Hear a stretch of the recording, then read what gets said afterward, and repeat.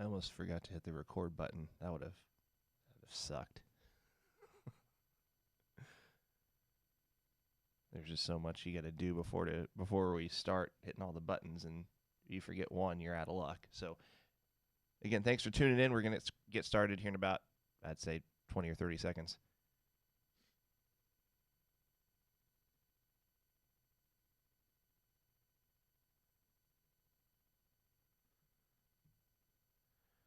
All right, it's 9 o'clock. Let's do this.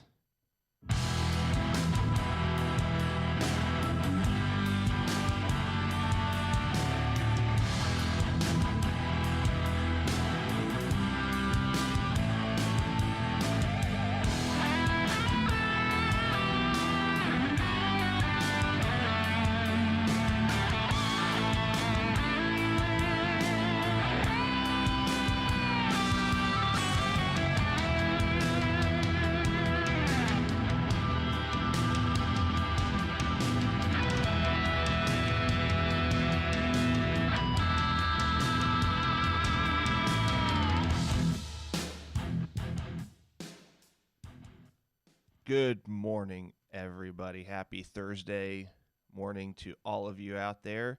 This is the Going Broadway podcast. This is episode number 11, I think, question mark. I am Alex. Cole is here.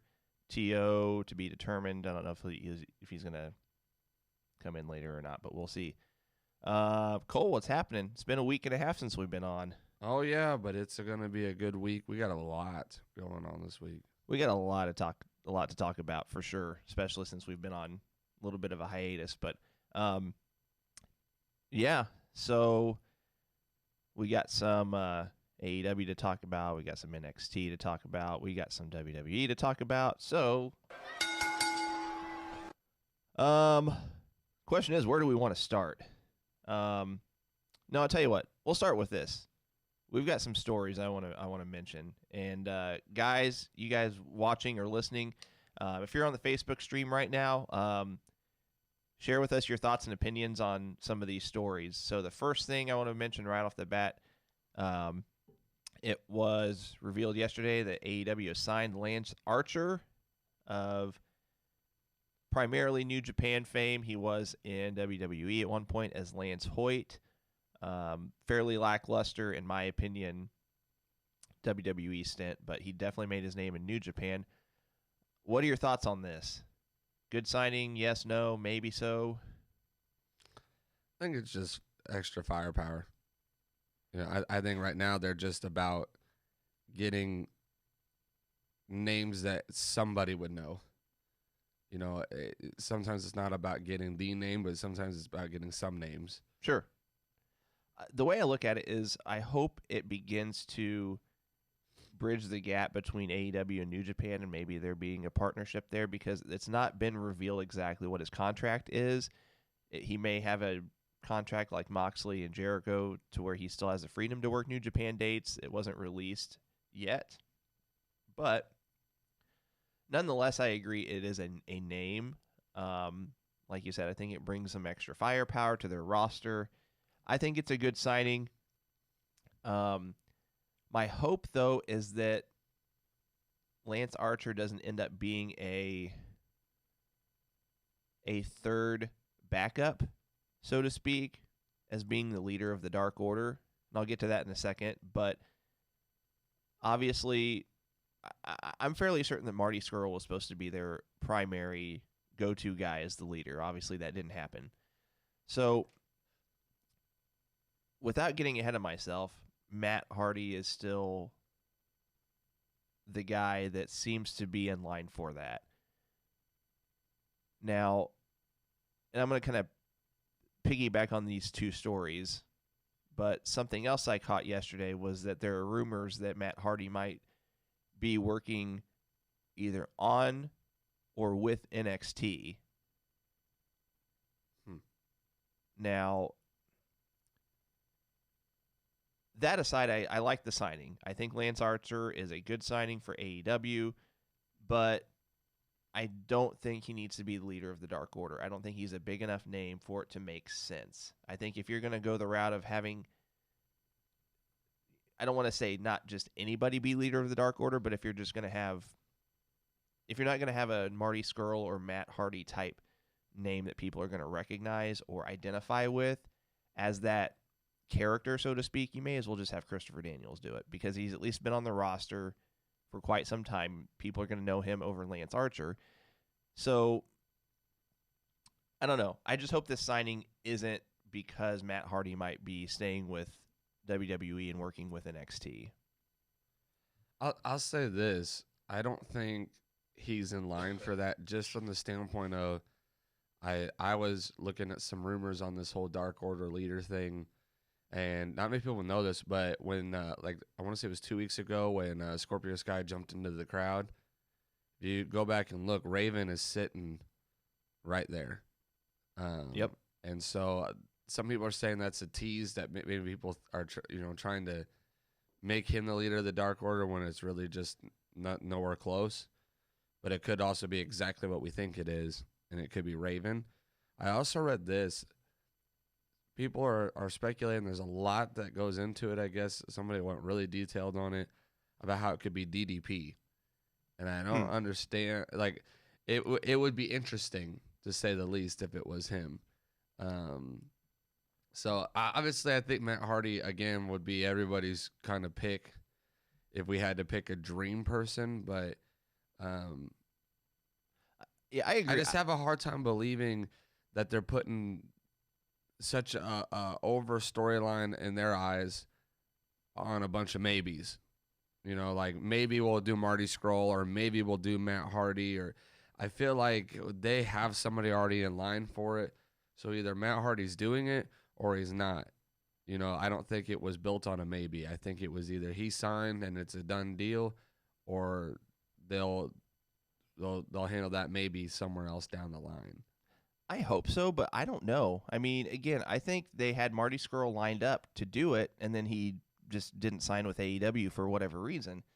And you can't tell me that they didn't make him an offer. I mean, he was tight with Young Bucks and Paige and Cody, and there had to have been some kind of dialogue and even some kind of offer made. Now, personally, I'd almost prefer that Matt Hardy be leader of the Dark Order over Marty Scurll. Yeah. And I get it, it's a moot point, but I'm not a fan of the mentality of, and I know we're kind of beating a dead horse here, but I'm not a fan of the mentality of booking a storyline, like you said, on a maybe. Maybe we'll sign this guy. I hope we do. It's looking good. He's almost aboard. Oh, wait. No, he's not. So yeah, that's why I'm thinking that if it was initially Marty Scurll, you made the mistake by going off of a maybe for that.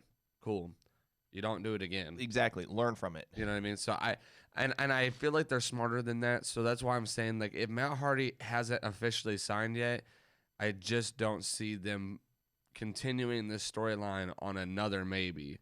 It wouldn't shock me if Matt stays with WWE because there's rumors that Jeff Hardy's back on SmackDown. Right. And getting ready to make his in-ring return. And so I just have a hard time believing, typically Matt and Jeff have stayed pretty much in the same promotion. There was a time where, they were off on different promotion runs for a little bit, but for the most part, they've stuck together. So yeah. Adam Scholes says he would rather have Luke Harper or Raven. So going back to, I'll address both those comments. So I think a lot of the Dark Order stuff is, I don't want to say a troll job, but AEW knew Raven was there. Like, he was backstage with the guys, and I bet he was just a plant. That's what people are saying, is that we don't really believe that Raven is the guy. I mean, they did it in such a way that it was good storytelling, in the sense that, like, he was seated in the perfect spot. You could see him on camera, but he wasn't a focal point. But AEW is good at throwing in these little Easter egg type things during their shows, whether it's on Revolution, not Revolution, I'm sorry, Dynamite. We'll talk about Revolution at the end of the show, by the way. Dynamite, AEW Dark, Being the Elite, whatever. So I don't think it's Raven. As far as Luke Harper goes, I'm kind of on the fence as far as if I I think they eventually could make it work, but I still don't think he's a big enough name or a big enough, not to confuse wrestling terms, I don't think he's a big enough face to recognize as much as they've plugged this exalted leader of the Dark Order kind of thing. I don't think it would work, at least right off the bat. I could see it working long term, but they would have some work. They'd have more work to do as opposed to, if they just threw Matt Hardy in it, it would just be gold. I guess it just depends on what kind of a pop they're hoping to get from it too, though. I mean, like Tony Schiavone came out this past week and said that he doesn't ever see AEW getting bigger than WWE with all the things they have. So maybe they're not going for such a big pop. Like if you can do it, you can do it. But if Hardy's out, if Scroll's out, and you start getting down to the list of there's not really anybody who's going to get us that kind of a pop, I can see Brody Lee or, Luke Harper doing it. But Luke Harper to me seems like somebody that you bring in with somebody else. Like if it's Matt Hardy, he comes in with Matt Hardy. Like if he's joining the Dark Order, he's like the Braun Strowman edition. He's not the leader. Well, you could even have him, as Brody Lee. Well, two things. You could have Brody Lee debut by himself as kind of like a run-in type thing. Like you could throw him. You could even throw him in as a face, like a cool and I mean good guy face. Right. You could have him join Moxley against the Inner Circle kind of thing. You could throw him in various ways for it to get the reaction that you want. Now, I'll say this. If he is the leader of the Dark Order, it'll still get a pop the night that they have Dynamite in Rochester because that's his hometown. And that's when I'm pretty sure, guys, if you're watching, correct me if I'm wrong, I'm pretty sure at that point he is not under, like he's outside of the no compete clause that he has with WWE. And here's another aspect of it. It's interesting that they reveal signings like Lance Archer, but as far as Brody Lee goes, it's almost a given that he's going to sign with AEW if he hasn't already. But they haven't revealed it. Now, again, that could go back to the whole no compete clause. Maybe they're not allowed to say anything until the no compete clause is up. But I don't know. It's just, I'm sure that's in there. I would be shocked if a no compete clause even allows them to use any form of their name, or their face. Well, yeah, that's true. Hey Vincent, how we doing, man? Adam says March. Ends. Yeah. Well, I know it's in March. I just don't know when, because I know Matt Hardy's is March 1st. Brody Lee, I'm not sure if his is March 1st or if it's like middle of the month. One thing I want to do, I'm going to look at the Dynamite schedule real quick as far as when they hit Rochester. Because like I said, that's Brody Lee's hometown, and that's when his debut is expected to be. Give me just a second, guys.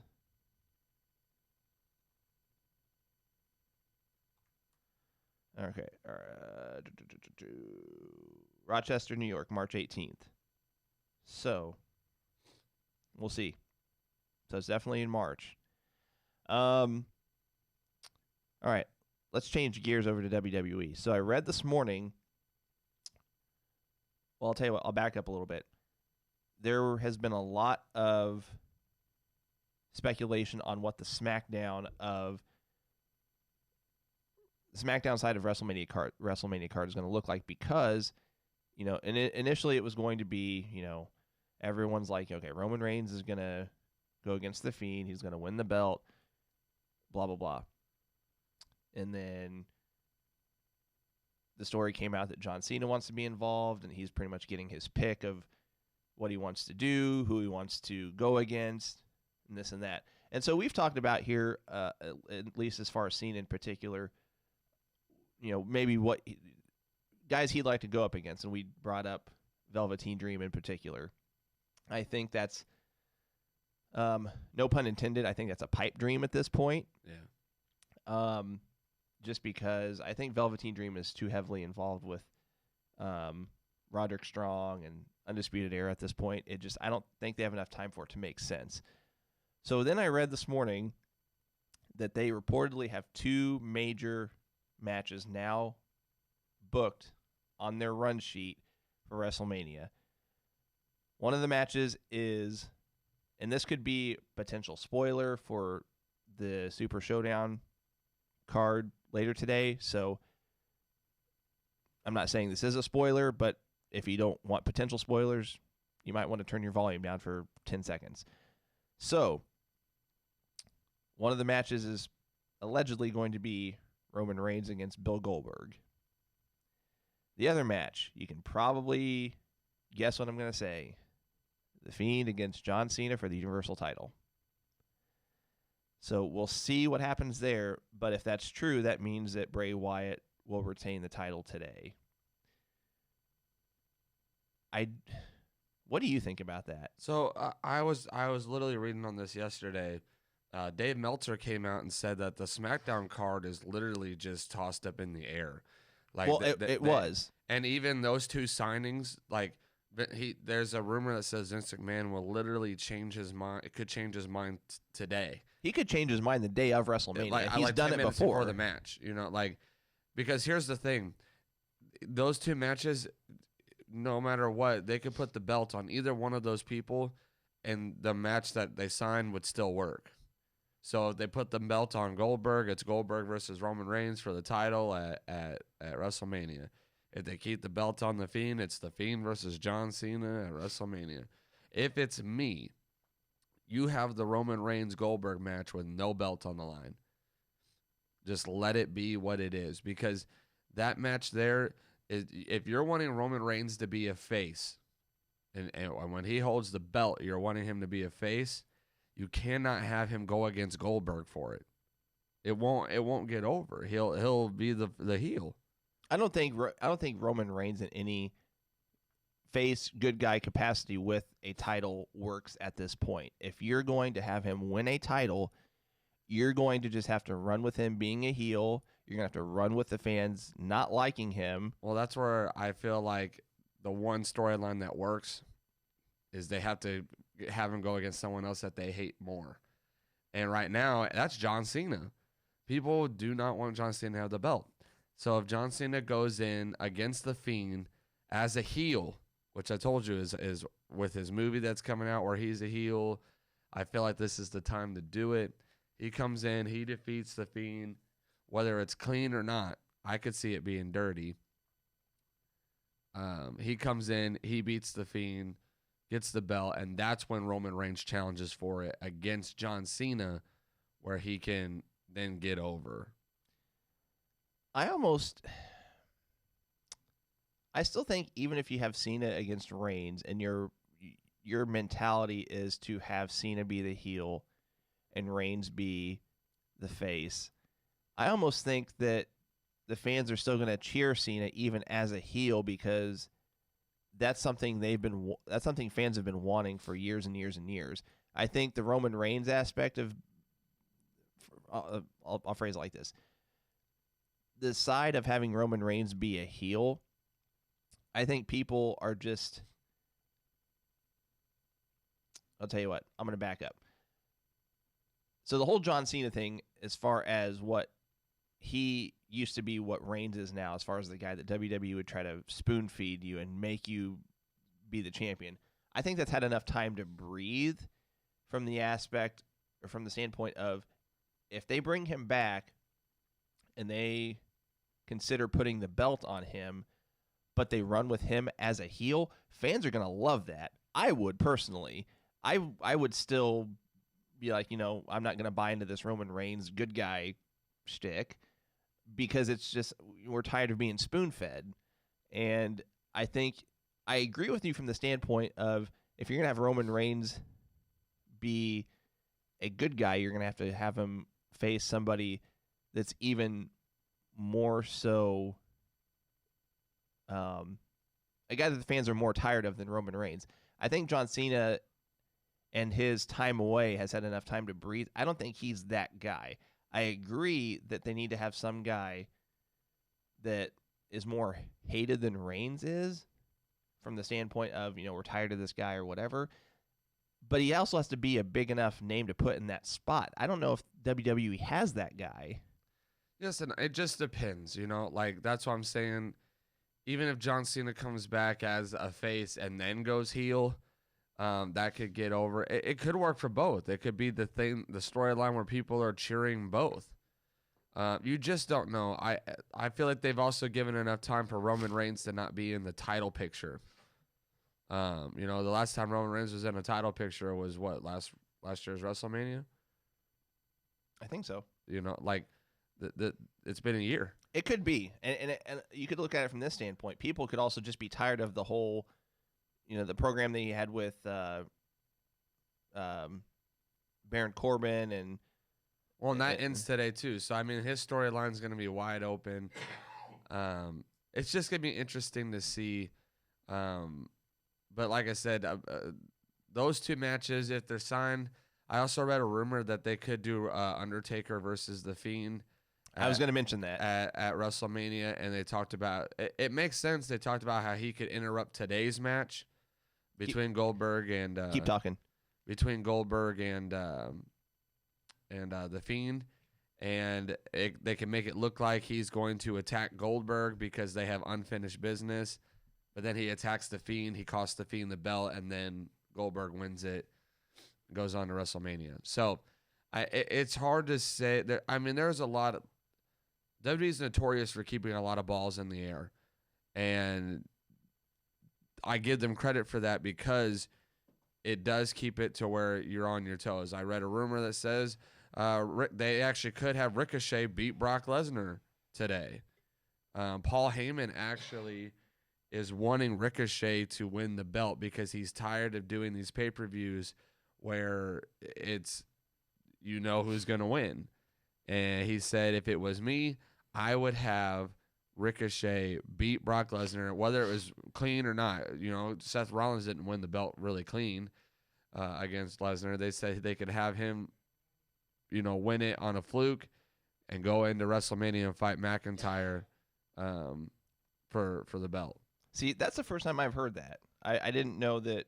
So you're saying Paul Heyman has petitioned, not petitioned, but for lack of a better way of putting it, he has said that he would prefer Ricochet win the belt.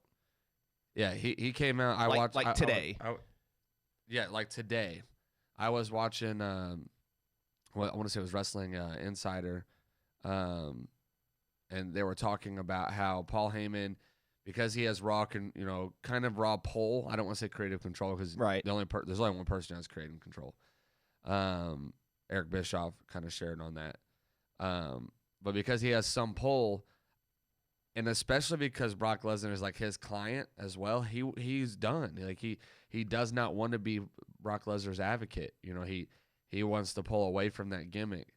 And so they're kind of talking about how like he could drop the belt here at Super Showdown and then maybe not be on the WrestleMania card.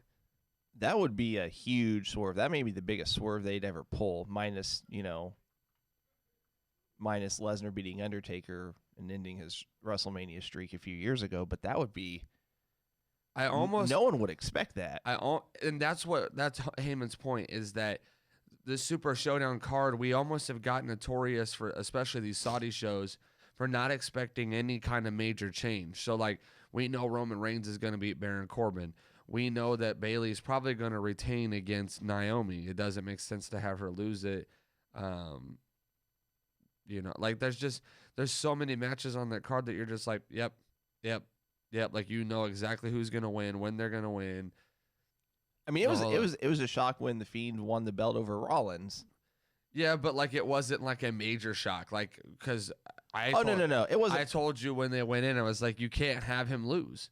It wasn't major. No, I agree with you there, but it was still something. I was like, oh, okay, well, this is something. It was nice to get a title change. Yeah, like the tag belts. I can tell you right now, the Miz and Morrison are going to win the tag belts, and Seth Rollins and Murphy are going to retain. Like It's just predictable on these Saudi shows because they almost have to run a very predictable card. And Heyman's point is like, let's not do that. Let's actually get to a place where we're still unpredictable. And so, I'm actually kind of on board with that decision. I would be okay with Ricochet winning the belt today because I feel like you destroy him if you don't. You've built him into a storyline that really doesn't make sense. He's a filler spot for WrestleMania, in my opinion, right now, if he doesn't win. He was just a filler to fill a card. And then you've already not done much with him. He's one of the most talented guys on your roster. And now you're gonna feed him to the beast in a squash match, and then what? So if they go that route, then what do you do with how they've teased the Lesnar and McIntyre stuff? So McIntyre wins the belt at Mania and then has a little run, and then Brock Lesnar comes back and they have a Lesnar versus McIntyre match. So they drag it out maybe until like SummerSlam. Probably.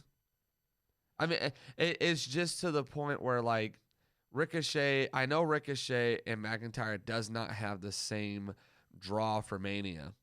I get it. Like it doesn't. Vince McMahon's huge on Lesnar, right? Like it has a better name. But the match, in my opinion, is a better match. And it would be a better wrestling match. And I guess the way I look at it is WrestleMania is going to draw no matter what because it's WrestleMania. Like people are going to, as long as WWE doesn't make that deal with ESPN Plus or, whatever that would be effective before WrestleMania. And I'm not going to get into that story, but, long story short, if you've not heard about it, WWE pay-per-views might be leaving the WWE network and going to ESPN Plus, which means you'd have to pay an additional amount to get pay-per-views. So that's that. But regardless, WrestleMania is you're gonna have the buys, you're gonna have the people ordering it, you're gonna have the people showing up for the event itself. It might already be sold out. I wouldn't be surprised if it is. I mean, WrestleMania is, tickets go on sale for that like what, it's the Super Bowl? Yeah, exactly. It goes on sale like 6 months in advance or something like that. And people go for the experience. They don't necessarily go for the matches. They go for the week's worth or the few days worth of, the Hall of Fame. The it's definitely an experience. The access and everything leading up to WrestleMania itself. They go for the NXT show the day before. Some will even stay for the Raw the night after. So it's pretty much, I don't want to say it's irrelevant what's on the card or who's going against who. It's not completely irrelevant, but at this point, WrestleMania has become so big in of itself that you could have a Ricochet and McIntyre, and people are still going to be intrigued by it. Not to mention, it's probably not the main event. Agreed. Even with McIntyre and Lesnar, it's probably not the main event. I would say that whatever SmackDown Championship is on the card is probably going to be the main event. Especially if you're going to have Cena going for what would be the record-breaking 17th title reign. Against The Fiend at that, like I see that. Or if it's Goldberg and Reigns, I see that being the main event. So I just don't see either one of the McIntyre matches being the main event. Yeah. All right. So, what are we, like 25, 30 minutes in? I'll tell you what. Let's recap AEW real quick. We're gonna recap AEW and NXT both. I've watched most of AEW. I have not watched any of NXT, so Cole's gonna carry that one for the most part. Again, this is just gonna be kind of a high level recap. We're not gonna go into huge details because I do want to take some time to talk about Revolution at the end. So AEW kicks off, and I like how AEW Dynamite always kicks off with a main event level match. I like how they do that.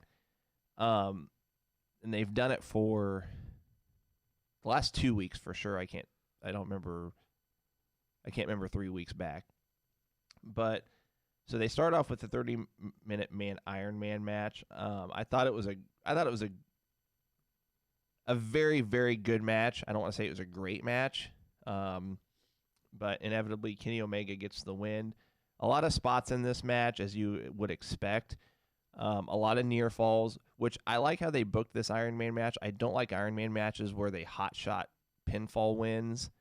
Some guy gets um, a suplex and then pins him for a 3 count, and it's like that would never happen in a normal match. Like I remember a few years ago when they had an Iron Man match with Lesnar and Kurt Angle, and like they were getting pinfalls from, like, this is probably not accurate, and if you're watching, you can correct me, but they would get a pinfall after a German suplex or something like that, and I liked how they booked this. Even after what looked to be like really intense V triggers and like a brain buster off the top rope. That was an insane spot. They kept the match progressing. They didn't hotshot the pinfalls, and so I liked how they booked it. I think Kenny Omega should have gotten the win as well. What do you think of that match? I like it because it wasn't also just a ton of pinfalls, period. Iron Man matches, like what cracks me up is that like there could be one match that goes 30 minutes long, and we never see a pinfall. They fight these long-winded matches. Everyone kicks out. I would say like Johnny Gargano. I would never see him in an Iron Man match because he kicks out of everything. Right. So to have an Iron Man match that only goes 30 minutes long, I'm kind of like, okay, we can only see one pinfall. An Iron Man match kind of assumes that each person's going to get one, and then it's going to go down to the end. So getting to a point where there's like 5 or 6 pinfalls for each person, I'm just kind of like, But in any other match, you would struggle to get one. Right. So this match, you didn't really see a pinfall happen until about 15, 13 minutes left. It was halfway through. And it was on a technicality. He DQ'd. Mm-hmm. And then got his quick pinfall real quick, and then it went down to the wire. Obviously, we had overtime. But then, what cracked me up about the overtime, this is the only thing I didn't like. The overtime was like, all right, Omega wins. Like it was very quick. It seemed very rushed. The overtime didn't go to like another level. It was like, all right, now that we hit the time, Omega, just go ahead and finish the match real quick.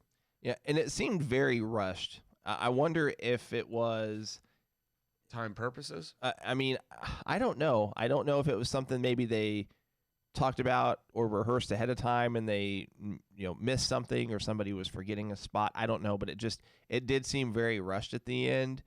That was my only negative to it. Yeah, I agree. I would have said it was a borderline great match if the ending were better. I think Omega winning was the right decision, but I just don't like how they ended it. So I agree with you there. And then they had the 6-man tag match. I'm actually surprised they put over Jurassic Express in this, especially right before the pay-per-view. So I was pleasantly surprised with that. That doesn't really hurt either team, though. You know what I mean? Like, I agree. Jurassic Express needs a couple wins to still be agreed. Considered a contender or realistic, in fights. And so I like the booking because it didn't hurt Sammy, especially with Darby Allin coming out to the ring and kind of. So. Yep. And then you had Best Friends against Butcher and the Blade. I thought this was I hate to say it because Best Friends are really good workers for the most part. I wasn't into this match, and it could have been because of the fact they went against Butcher and the Blade, who their ring, the gimmicks are okay, but for whatever reason in the ring I'm not feeling it. They're a slower pace wrestler. All right, like they're slower pace, but so is the Revival, and they're fun to watch. Yeah, but so like the Butcher and the Blade though are kind of like they're lost between like the Revival. Their little gimmicks like fists not flips. You know what I mean? Like they're gonna stay like on the ground. And I feel like the Butcher and the Blade, they can't really decide like what their style is. They're just kind of lost in limbo.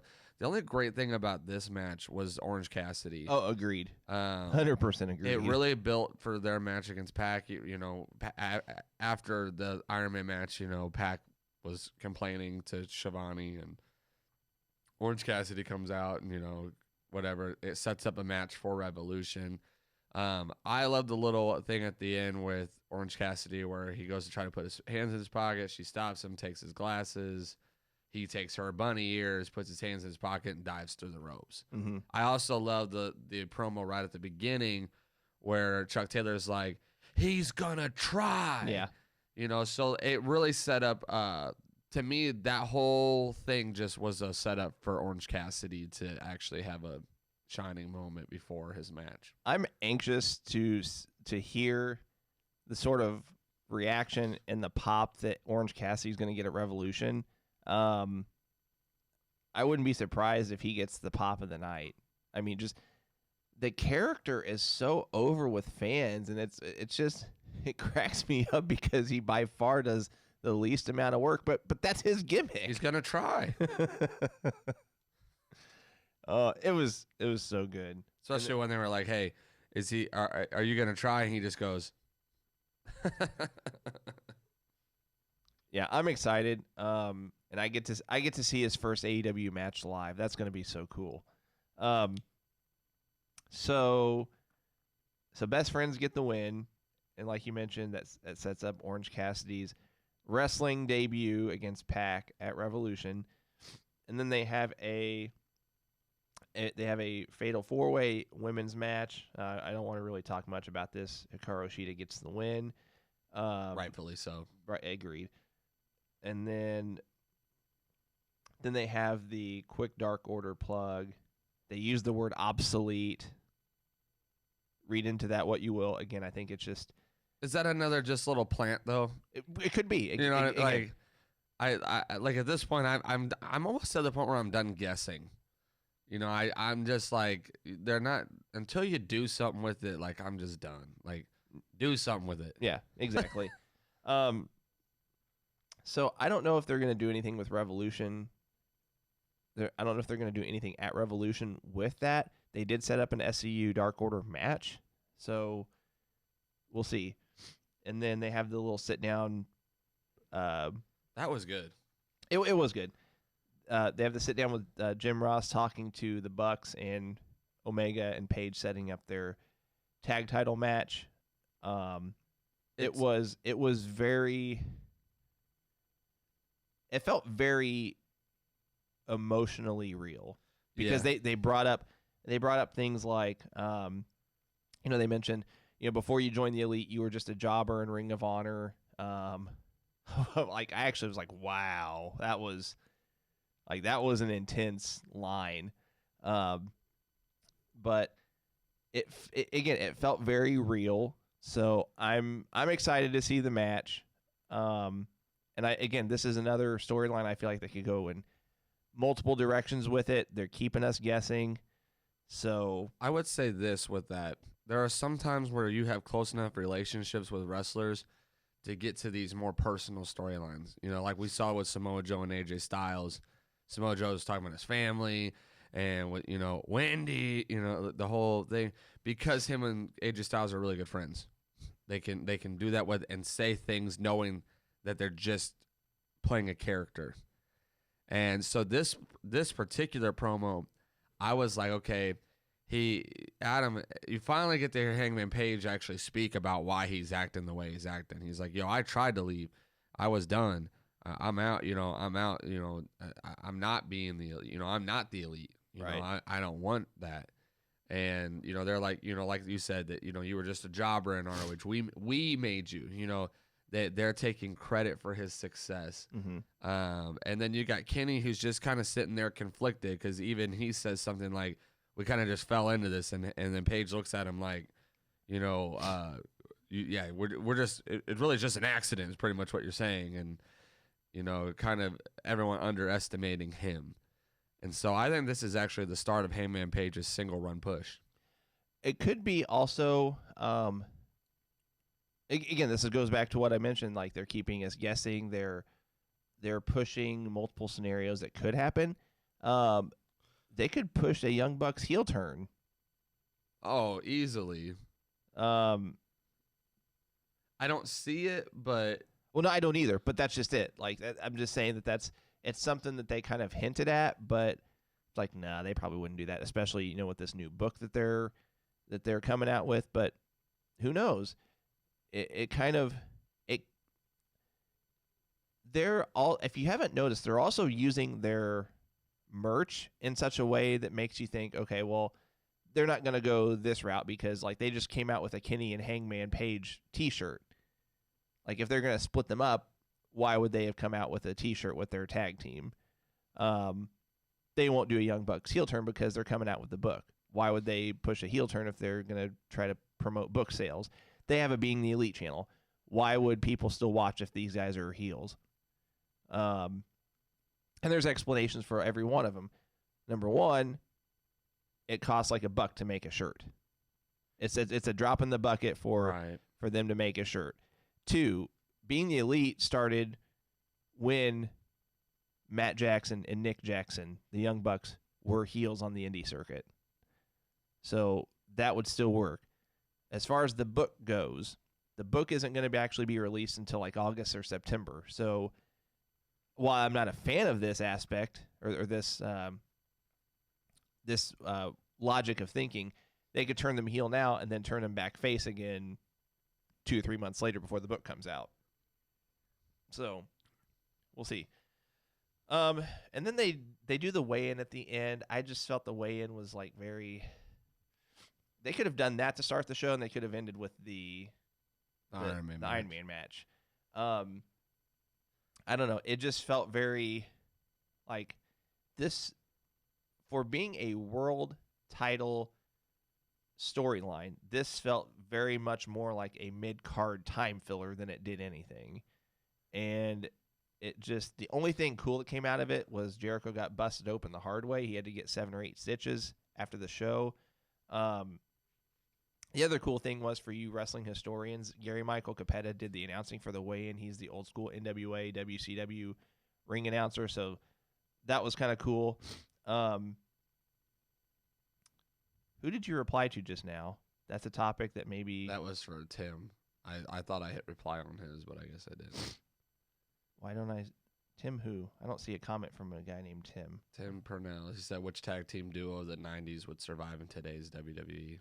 Oh, I guess mine's not updating or something. And I Weird. Hit reply, but... Anyway.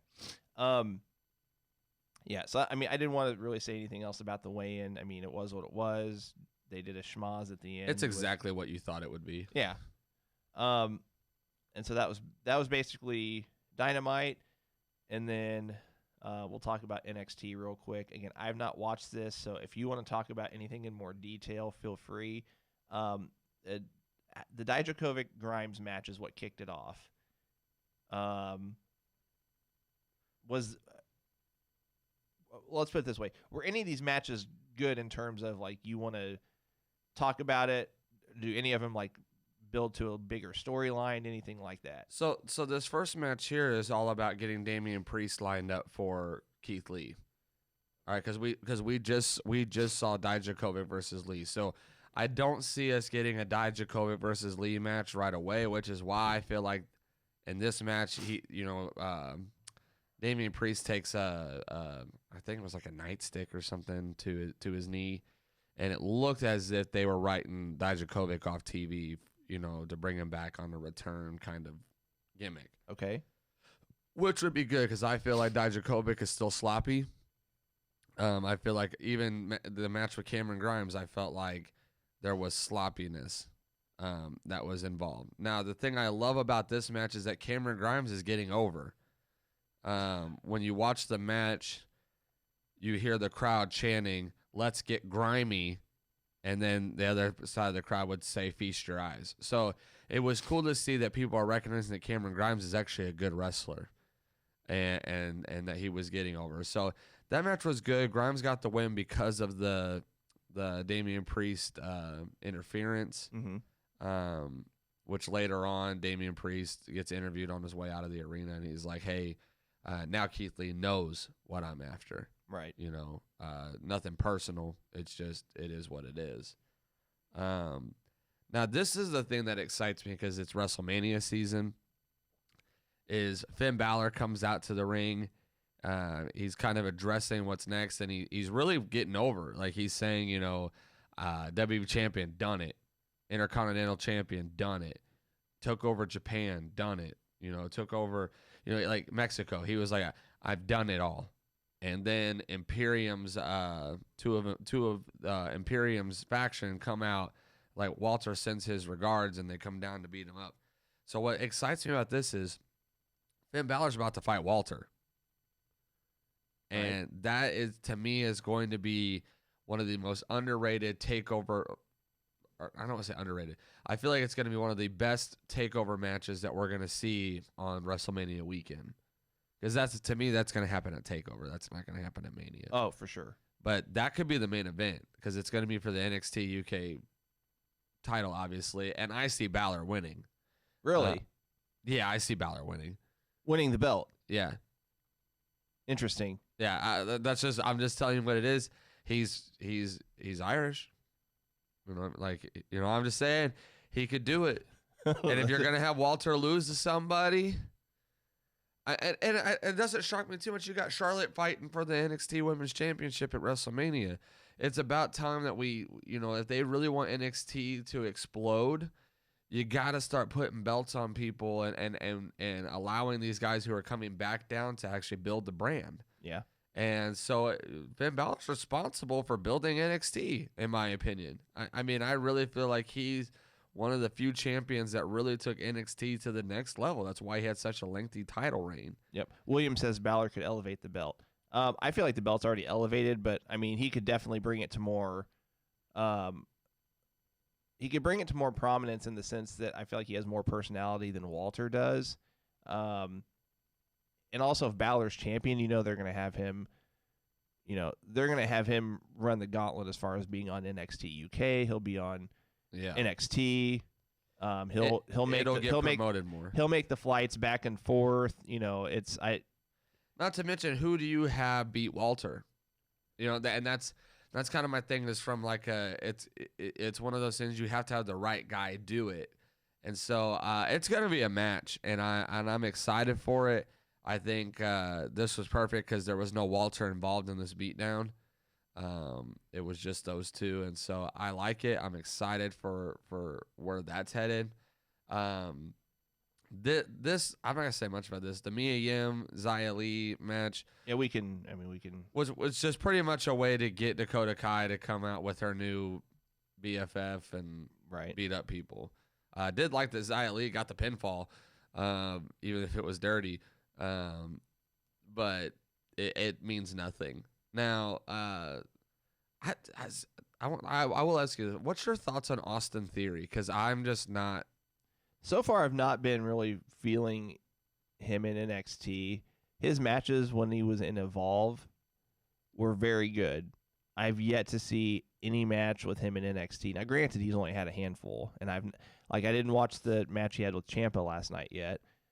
But based on your question, I assume the match last night wasn't all that great either. I mean, come on now. Like you knew who was going to win.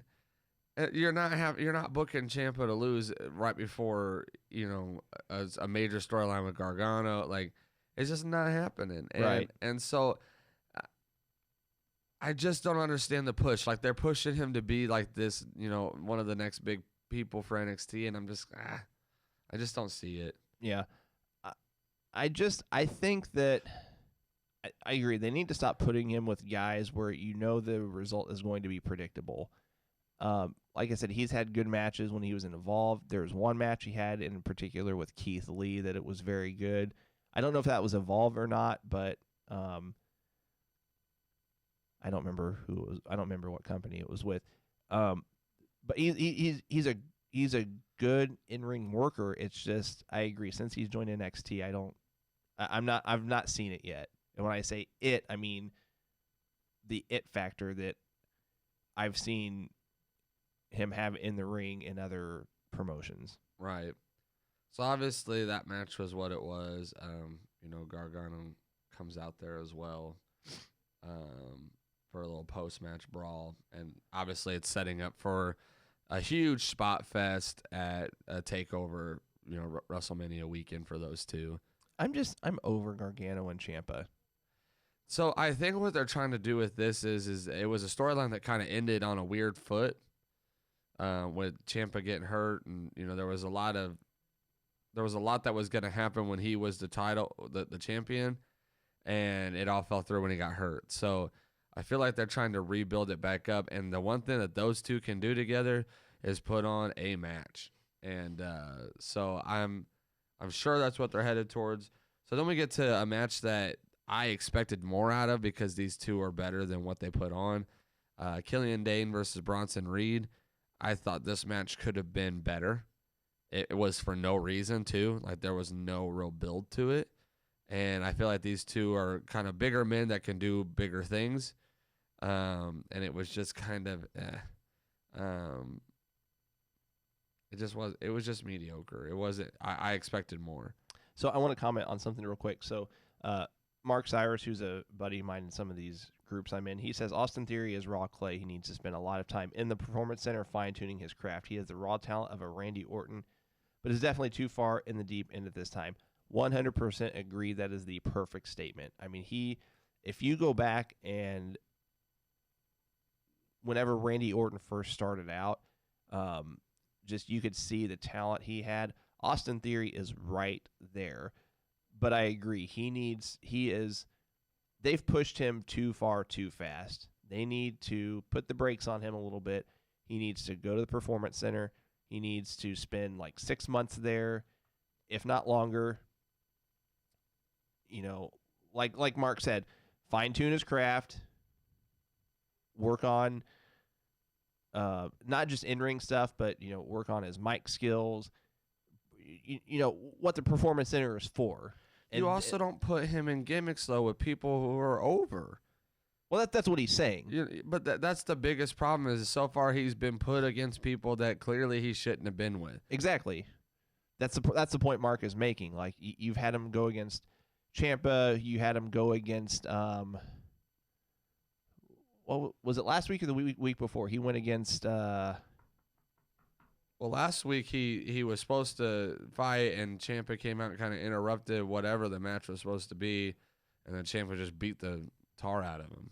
It must have been the week before. I could have sworn he was in a match against like a high-profile. He did. I couldn't tell you who it was. I think he got the win too. Anyway, but it's just it's not making sense for me at this point.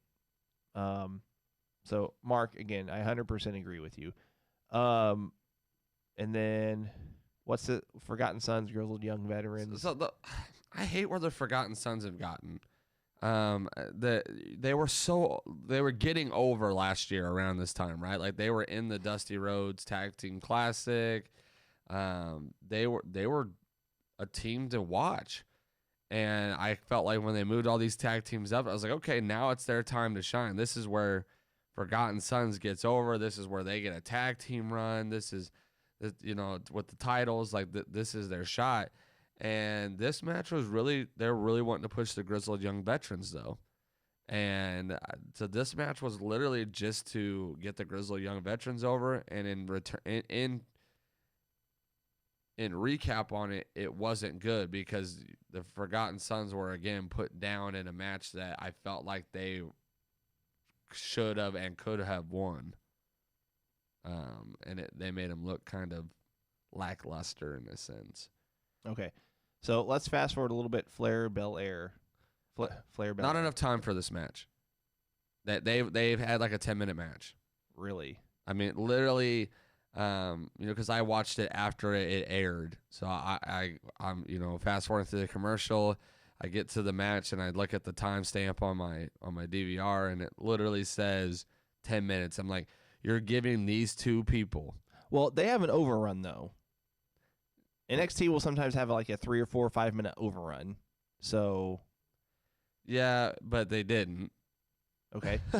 and so my point is that even with the overrun, this match should have had 25, 30 minutes because these two can go.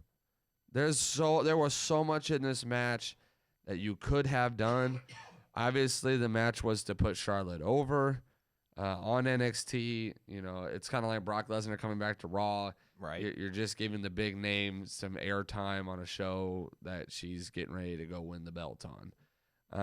So let's talk about that real quick, and then we'll transition here in a minute or two. You think Flair is going to win the NXT title at Mania? yeah. Yeah, and the reason why is this. One, you can't have her lose, but what they're trying to do is they want NXT to no longer be the developmental brand. And even we got a good taste of what that would look like with Survivor Series, and then we dropped the ball again. Then we went back to on the booking and the storylines. And so I think they noticed that they have pieces on NXT that just need another piece to go with them. And so if Charlotte Flair comes in and kind of runs the gauntlet on NXT in a sense, she can elevate some new talent. And so think about an actual Bianca Belair Charlotte Flair match. Think about an actual Toni Storm Charlotte Flair match, or Candice LeRae, or like even more Rhea Ripley and Mia Yim, and there's just so many names that you could name that's on that roster right now for women, that I'm just kind of like, okay, yeah, let's let Flair go in there. Not to mention she's the locker room leader, and so if she goes down on NXT, runs the gauntlet, it gives them a reason to promote Charlotte Flair. It gives them a reason to promote Finn Balor. Keith Lee is super over. Undisputed Era is super over. So now you're starting to get a main roster on that can be like, okay, we'll watch this. Especially if I go going against AEW, who's kind of been topping them on ratings. This is a chance to get over. I agree 100% with the very last sentence you said. You could put Charlotte on NXT as the NXT Women's Champion to help compete with AEW. But everything you said prior to that, I feel like you could still build NXT to where it's not viewed as a developmental brand anymore, even if you do have Ripley defeat Charlotte.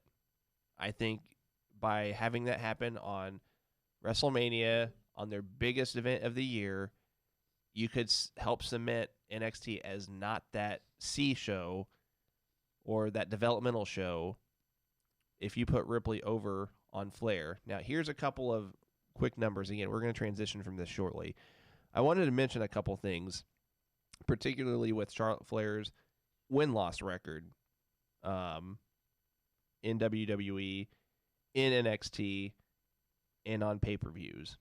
So, pay-per-view events, she has 29 wins and 19 losses. And this doesn't say as of what particular date, so I'm just assuming this is up to date. On non-pay-per-view events, that she is 306 wins, 231 losses, and 12 draws. Now, with those pay-per-view, non-pay-per-view events in WWE, she has 264 wins, 175 losses, and 11 draws. Here's what I find very intriguing. In NXT, 71 wins, 75 losses, and 1 draw. You wouldn't think that Charlotte Flair has a losing record in NXT, but she does. Makes sense, though, because she's phenomenal at putting other people over, which is why I could see your point. Exactly. As I say, you just made my point right there. Like, she has the ability to put her opponent over, and by doing that, put NXT over. Yes, but that's why I'm saying she might be more prominent being on the brand and putting several women over on the brand in week-by-week matches, giving them times and spots to shine. And so that's why I'm indifferent, because I could see both, especially because there's a rumor that Charlotte may be leaving. So I don't know. I'm interested to see where this particular match goes, because it's probably one of the very few matches that's going to feature an NXT star on WrestleMania. I don't know how many more NXT people we're going to see fighting at Mania on the card. Yeah. For Yep. that reason. So Very true. it was an okay NXT. Again, it's going to be hard for NXT to run against the AEW that's leading into their pay-per-view. Yeah. Hey, can you still see the live stream on your computer? Mine is frozen. Is it? Okay. If you can still hear us, let us know. I'm going to try to fix this real quick while we're talking. Give me just a second. Looks like we're still on because Thomas just commented on it. I think it's just the stream. I'm reloading my page here. There we go. I think we're good. There we go. We'll give it a couple seconds. Yeah, Thomas, completely agree with you on the fact that I do think they need more. I think NXT either needs to develop better names, like they need to take the talent that they have and actually find a way to get them over to where there is a, Raw and SmackDown, they have big rosters, yes, but they still have a core of people that are involved heavily. And then they have people who kind of funnel into that. And I don't think AEW has enough of a core right now on their roster that's like, okay, we can funnel people into this and start to build them too. I think right now they have a very small handful of guys because they keep calling people up at a rapid rate. All right. So I think we're going to conclude the recaps at that. Promotional consideration paid for by the following. I wanted to mention that you guys can check us out with new shows every week on Apple Podcasts and Google Podcasts as well. We're also on a number of other platforms where you can access your podcasting. For those of you watching us live right now, each show is archived and you can go back and watch any one of them on Facebook or via our YouTube channel as well. Go to goingbroadwaypodcast.com/YouTube and check us out there. Please also download our free app. It's called Yo Radio. It can be downloaded through the App Store or Google Play. Yo Radio is the most advanced, user-driven streaming radio service on the market today. Everything you'd expect and more from the most full-featured platforms ever developed. Listen to an endless genre of music podcasts, including our show via the Lineup channel, sports, news, and more 24 hours a day, 7 days a week, and it's always 100% free. Again, that's Yo Radio, available via the App Store, Google Play, or by visiting yoradio.com. You can also check out our podcast through our web host at lineupmedia.fm. Also wanted to mention, as far as our giveaways, we just did a couple of T-shirt giveaways yesterday and the day before. Both winners have claimed their T-shirts, so our next next giveaway will be that belt giveaway that everyone's been so excited about. We need about 180 more likes on our page before we can do that. As soon as we hit 1,000 likes, we're going to be doing that giveaway live. So we appreciate the support. We appreciate you guys checking out our show. But help us get to that 1,000 likes mark. Share our page with your friends. Share it in the groups that you're in. And help us get there quicker because we can only do so much on our end. So help spread the word and let people know, hey, if you like these guys' page, you can win a belt. So we're also going to do another belt giveaway once we hit 2,000 likes. I know we're a ways away from that, but more to come on that. We'll keep you updated. So let's talk about Revolution on Saturday. We'll give our predictions. We'll go through the card. Tell you what, let's just start with. We'll just take a look at one of these, each match one at a time. So we've got SCU against Dark Order. To me, it doesn't make sense for SCU to win this match unless it is to set up like a schmaz at the end and then, for some reason Christopher Daniels sides with the Dark Order. But I don't think that makes sense because they've almost pushed that if Christopher Daniels joins them, that he's going to be their leader kind of thing. I think this is a slow build. So I feel like the Dark Order is going to win because Christopher Daniels is going to look confused. He's going to look like he's they're like going to tease him, kind of teetering between SCU and Dark Order, like he's, or we haven't really seen him on TV. SCU is out even this week, or the week prior. Like we haven't seen him with SCU like normal, and so I think they're kind of teasing like where his loyalty is, where he's at. Like, so you might see some dysfunction within SCU because of that, which is why you're going to see like Dark Order get a roll-up pin win or something like that. Yeah, I agree. It'll to probably kinda just be create like a slow build. Yeah, I agree on the slow build. I think the end of the match too. I agree. It'll probably just be like a roll up or something like that. I don't think it'll be a.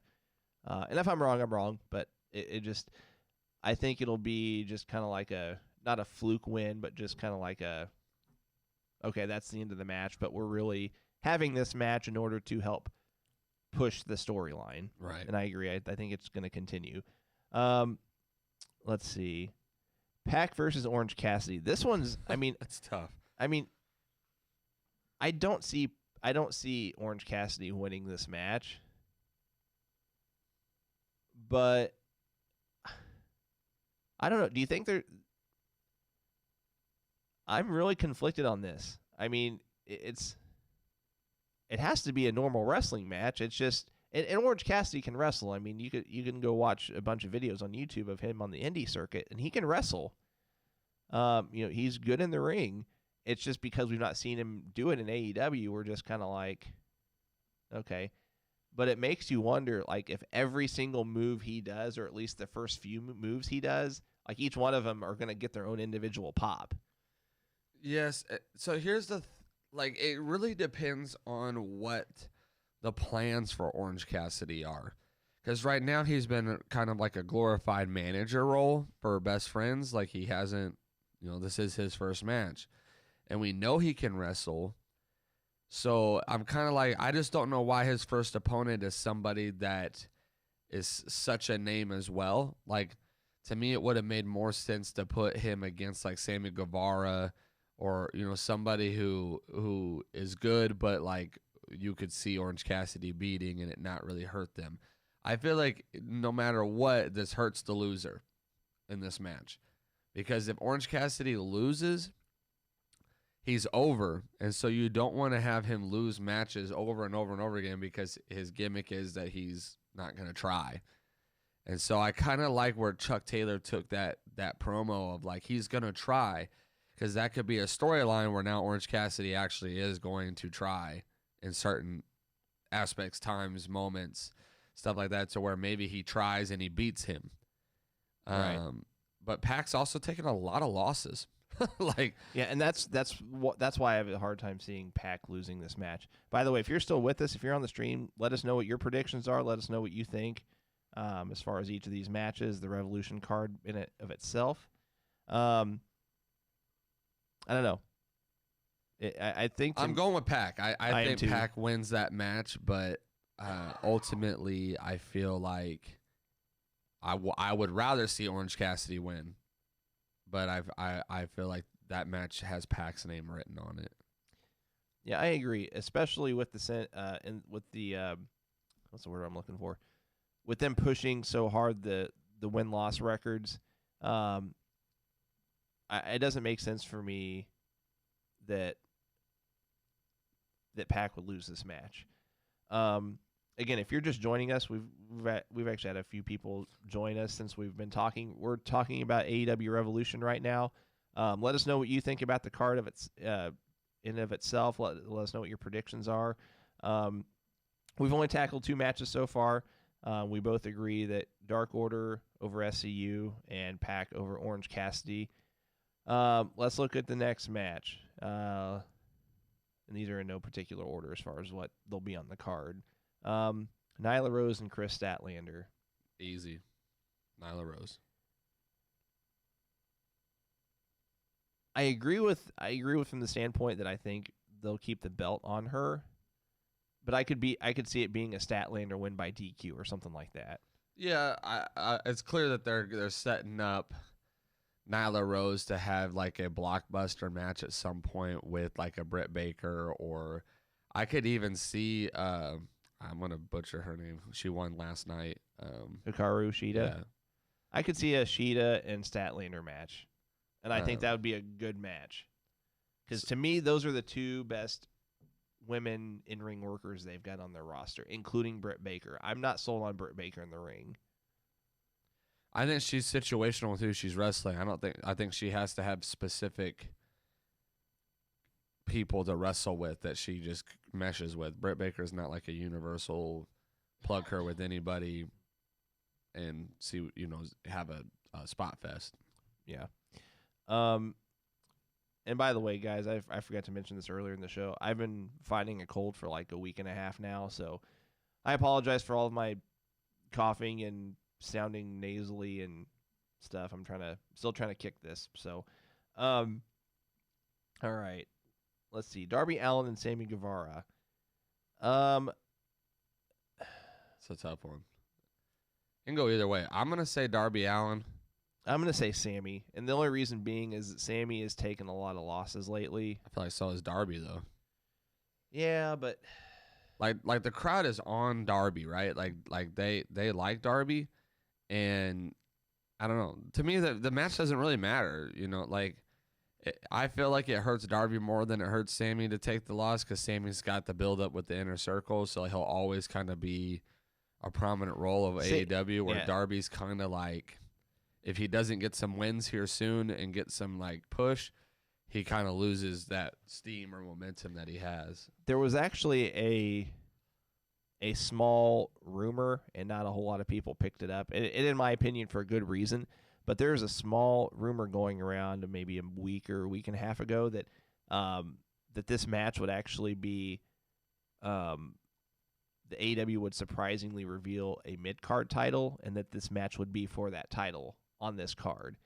I don't see it happening. I think it's a very, very slim to none chance.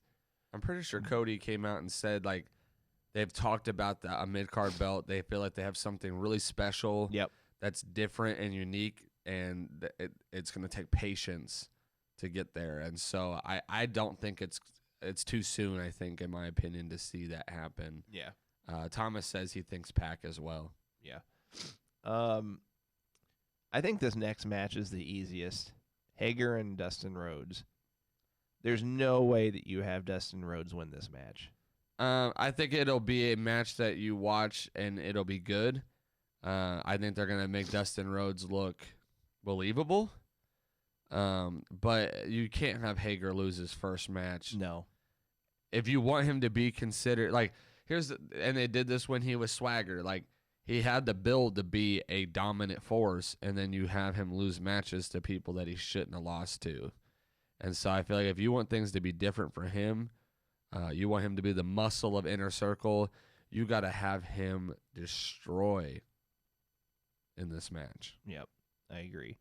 Okay, so we've agreed on all of them so far except the Darby and Sammy match. So, well, technically we didn't agree on the Nyla Statlander match, but we agree that Nyla Rose is still going to have the belt by the end of the match, Right. which is really all that matters. MJF and Cody. This one, I have a hard time. They could go a lot of different directions with this. It could. They could do an Arn Anderson heel turn. By the way, shout out to Arn Anderson with my shirt today. They could do an Arn Anderson heel turn. They could do. I've even read that they could do Wardlow turning on MJF, and then that would lead to MJF rejoining Cody as a face. I've read that they could bring back, this kind of goes with Arn Anderson turning heel, that they could pair Anderson with MJF and Wardlow and bring Sean Spears and Tully Blanchard into it as kind of a newer version of the Horsemen kind of thing. As far as the winner, man, this is a tough one. I don't know. It's easy for me. Really, I'm going MJF. It's got to be Cody. It's got to be Cody. And the reason why I said that is You don't do all the things that you just did for television. You don't take belts to the back. You don't fight a cage match with Wardlow. Unless you are continuing to build this storyline past this event. True. I feel like this storyline is starting to run its course because there's nothing on the line. It's a revenge storyline, and so the thing about revenge storylines is they eventually dole out. And I've watched Cody get whipped. I watched him fight a cage match. You know, I feel like the storyline can only go a little bit further after this, as far as, you know, MJF kind of got the first win. Even though they didn't fight a fight, he got the win by costing Cody the opportunity to ever win a championship pretty much in AEW right now. So he kind of started the feud. I feel like Cody wins this, and then you see like a rubber match in a sense. Like you see, you know, like a conclusion maybe somewhere else down the line. But I like the different angles to the story as far as who could turn and what, you know, could happen there. If any turn's going to happen, I see it being Arn Anderson. I don't see Wardlow turning. It wouldn't make sense. There was no storyline behind it. So here are the only two scenarios that would make sense to me. So MJF winning, but the storyline would continue in some way, shape, or form. And to me, the only way you have this storyline continue is if you add people to it. Yeah. You have to have a faction. You have to have, you know, Arn Anderson turning on MJ or turning on Cody. So does Cody have to have a faction then too Well, for that storyline? Well, he already does in a sense. I mean, they've got that Nightmare family thing with, you know, not the Nightmare Collective. I'm talking like him and Brandy and Dustin and QT Marshall, DDP. Gotcha. Okay. Anyway, I see where you're going now. Or you have Cody win, and this either the storyline ends, or I've read you have Cody win, but it be a double heel face turn. So like Cody would turn heel and MJF would turn face, which I don't see that happening. I don't think you could pull that off. I've read different things where people have suggested that. I don't think it would work. So MJF wins and the storyline continues in some way, shape, or form, or Cody wins and then that's it. All right, we've got the tag title match. Again, if you're on the stream, let us know what you think is going to happen, your opinions, your thoughts, your predictions. Thomas says, agree, everything Cody has been through leads to Cody winning unless Arn turns, which would be huge. So tag title match, Young Bucks against Omega and Page. Inevitably, for any of these title matches, I guess the winner, I don't want to say the winner is irrelevant, but I'm just more concerned about who walks out with the belt or belts at the end of the night. I would be more surprised if Omega and Page are still champions than if the Young Bucks walked out as champions. I feel like there's a lot of different ways they could go here. But I think I said that right. I'd be less surprised if the Young Bucks walked out as champions than if Omega and Page kept the belts. I ultimately seeing it go two ways, right? I either see Hangman Page winning the match on his own and continuing this as a slow build of a Omega Hangman Page storyline down the line. So like they're gonna have a lot of miscommunication. You know, Omega's gonna give respect where respect's due, and Page isn't, and you're gonna see Page like at the very end of the match like take over and kind of leave Kenny out of the mix. Win the match, take the belt, and walk out. Like there's not gonna be no celebration or anything when Kenny's trying to like pick up the Young Bucks and whatever. Right. I see that, but the more prominent thing that I see happening is the Hangman Page turn. Mm-hmm. I think that's where the build-up's been. I think that's where you don't have him turn on a regular show. I think it has to happen on a pay-per-view with the buildup that they've had. Agreed. And they don't do pay-per-views like WWE. You know, they don't do them every month, every 2.5 weeks, 3 weeks, or whatever. They legit feel like special events. Right. So you can't hold off on this, in my opinion, till the next 1-2 months from now or whenever it is. I Yeah, feel you're like, looking at 3 months from now. So Right. it's going to be in May. So, like, in my opinion, this is where Paige turns.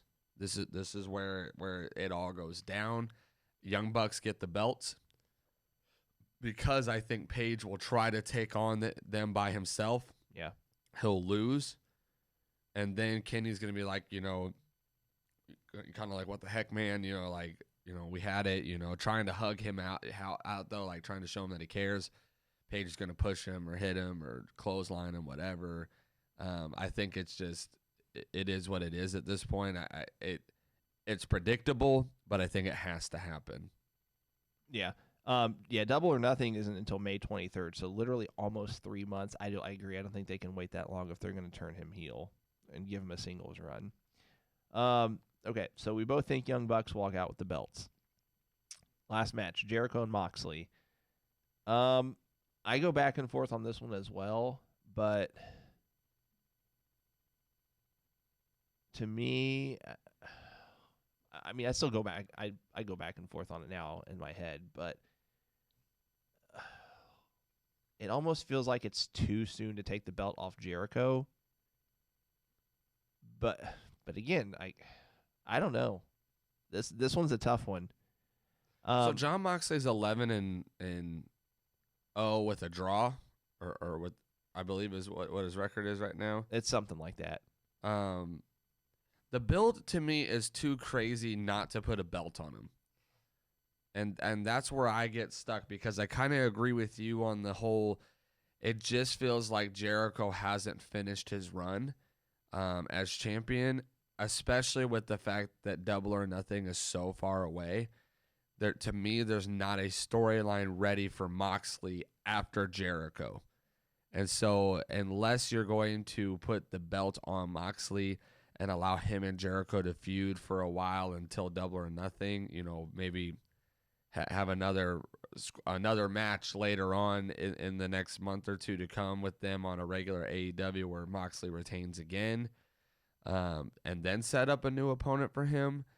I just feel like because pay-per-views are so far and few between, you almost have to let Jericho carry it to Double or Nothing and then lose it. And that's where I'm kind of torn, because either one will be fine.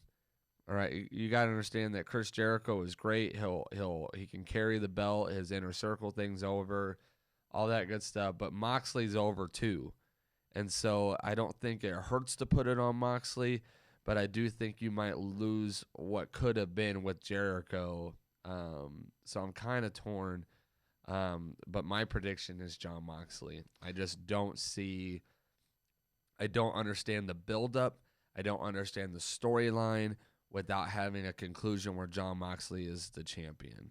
The problem with having what I'll call a title change payoff is that a lot of times it is done with great immediate results, like you get the reaction from the crowd, they get the face pop and, you know, the feel good moments or whatever.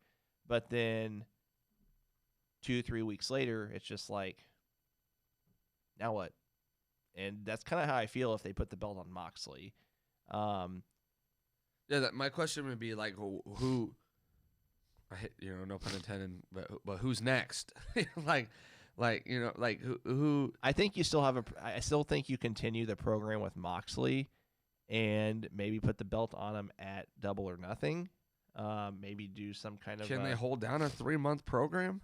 Another 3 months. Because here's the thing, I feel like it's gotten a little sour already.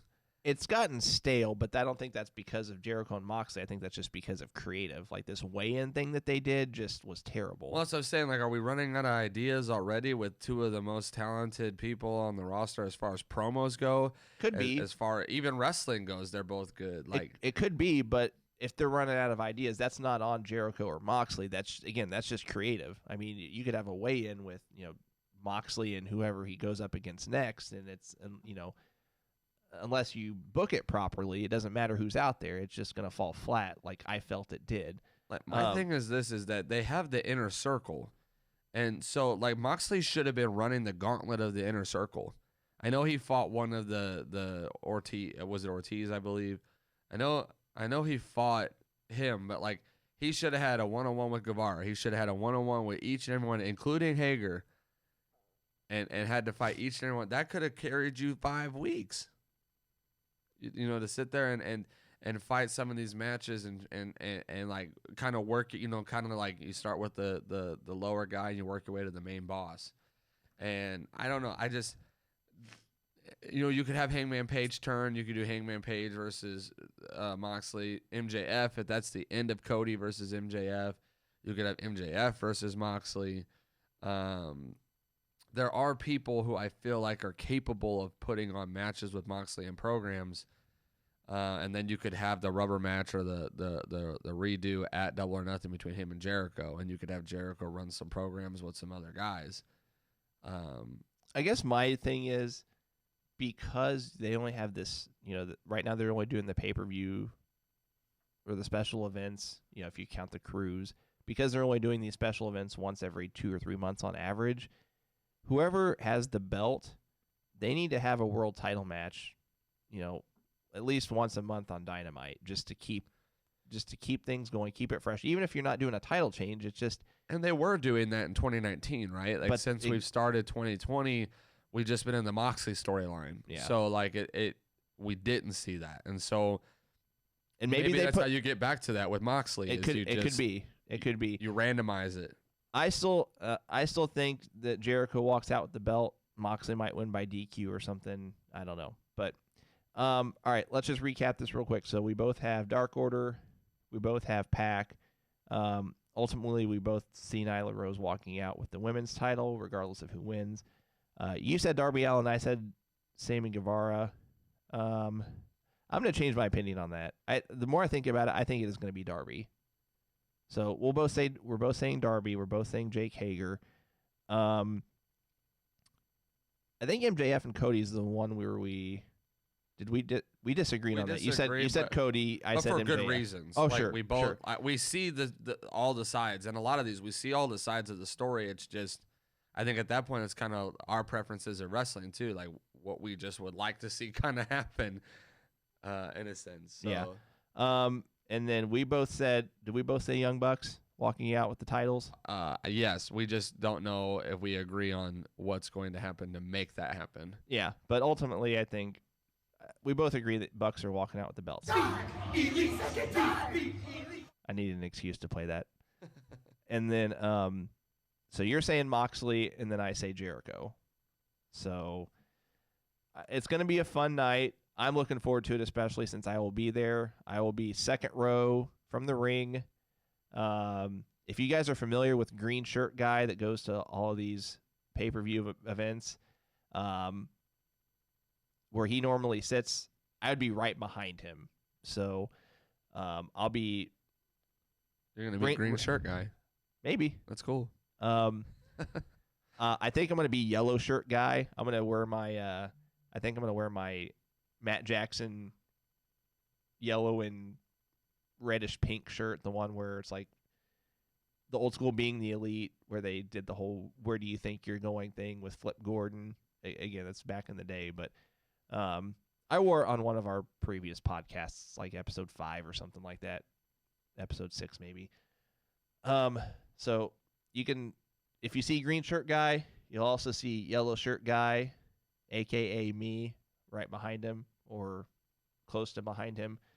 And then we'll be back here at our normal time, normal day and time, this upcoming Monday at 9 a.m. Central Time. That's 10 a.m. on the East Coast, 7 a.m. on the West Coast. Again, thanks for all the support. Thanks for checking us out, and we will catch you guys on Monday.